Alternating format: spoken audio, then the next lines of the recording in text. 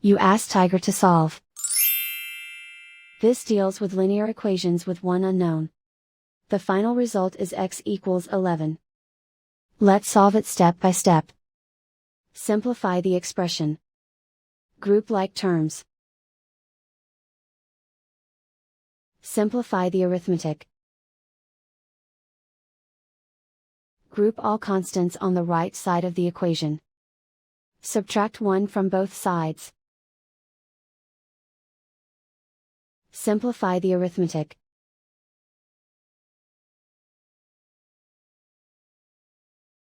Isolate the x. Divide both sides by 11. Simplify the fraction. Find the greatest common factor of the numerator and denominator. Factor out and cancel the greatest common factor. And so the final result is x equals 11.